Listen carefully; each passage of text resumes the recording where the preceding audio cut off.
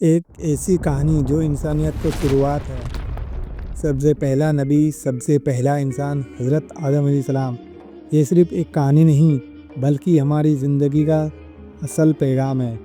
اللہ تعالیٰ نے دنیا کو 6 دن میں بنایا۔ آسمان، زمین، ستارے، سمندر، پہاڑ، جنت اور دوزخ بنائی۔ تب دنیا تیار تھی، لیکن ایک چیز بھی باقی تھا، وہ تھی انسان۔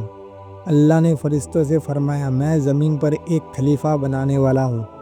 فرشتوں نے عرض کیا، یا اللہ، انسان فساد کرے گا، خون بہائے گا۔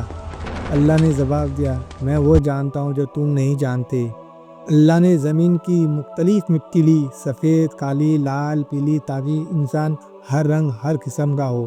اس مٹی کو ملا کر اللہ نے ایک شکل بنائی، پھر اس میں اپنی روح ڈالی۔ جیسے ہی روح ڈالی گئی، آدم علیہ السلام زندہ ہوئے۔ ان کی زندگی کا پہلا لفظ تھا الحمدللہ، اور اللہ نے جواب دیا، یا رحمت اللہ۔ یہی ہماری انسانیت کا آغاز تھا۔ اللہ نے فرشتوں سے کہا، آدم کو سجدہ کرو۔ سب فرشتوں نے سجدہ کیا، کیونکہ یہ اللہ کا حکم تھا۔ یہ سجدہ عبادت کا نہیں تھا، بلکہ عزت اور اللہ کے حکم کی اطاعت تھی۔ لیکن ایک ابلیس شیطان تھا جو سجدہ کرنے سے انکار کر دیا۔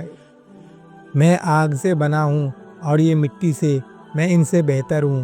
اللہ نے اسے فرمایا، نکل جاؤ میری رحمت سے، تم مردود ہو، قیامت تک تم پر لعنت ہوگی۔ ابلیس شیطان نے کہا، میں انسان کو تیری راہ سے ہٹاؤں گا، ان کو گمراہ کروں گا، میں انہیں برا دکھا کر اچھا اور اچھا دکھا کر برا بنا دوں گا۔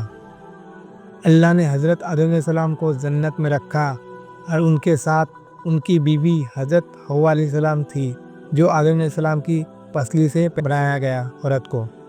وہاں ان کے لیے ہر نعمت تھی، پھل، دریا، سکون۔ صرف ایک چیز منع تھی، اس درخت کے پاس بھی مت جانا، کا پھل مت کھانا۔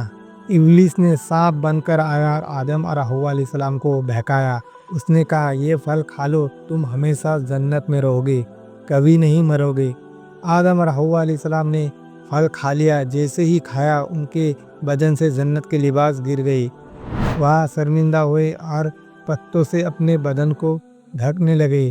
اللہ نے فرمایا، تم سب جنت سے اتر جاؤ، اب تم زمین پر رہنے لگو گے۔ حضرت آدم علیہ السلام کو دنیا میں بھیجا گیا۔ آدم علیہ السلام سری لنکا کے ایک پہاڑ پر اترے۔ حضرت حوا علیہ السلام جدہ، سعودی عرب میں اتری۔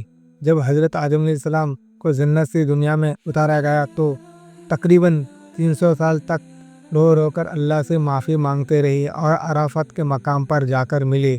اسی وجہ سے اس جگہ کا نام عرفات پڑا۔ عرفات یعنی پہچان لیا۔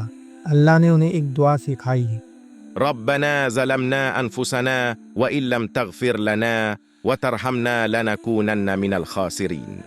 اے اللہ، ہمیں اپنے آپ پر ظلم کیا، اگر تو معاف نہ کرے تو ہم نقصان اٹھائیں گے۔ سب سے پہلا دعا قبول ہوا عرفات کے میدان میں۔ وہاں سے ان کا نیا سفر شروع ہوا۔ اللہ نے ان کی توبہ قبول کی، یعنی انسانیت کو پہلا پیغام ملا، غلطی ہو جائے تو توبہ کرو، اللہ معاف کرنے والا ہے۔ وہاں سے ان کا نیا سفر شروع ہوا۔ حضرت آدم علیہ السلام کی اولاد ہوئی، حابیل اور قابیل۔ جب دونوں نے اللہ کے لیے قربانی پیش کی تو حابیل کی قربانی قبول ہوئی، قابیل کی نہیں۔ قابیل نے حسد اور غصے میں آ کر اپنے بھائی حابیل کو قتل کر دیا۔ یہ تھا دنیا کا پہلا قتل۔ اب اس واقعہ نے ہمیں دکھایا کہ حسد اور غصہ انسان کو برباد کر دیتا ہے۔ حضرت آدم علیہ السلام نے 1000 سال تک زندگی گزاری۔ انہوں نے اپنی اولاد کو اللہ کی عبادت، نیک عمل اور سچائی کی تعلیم دی۔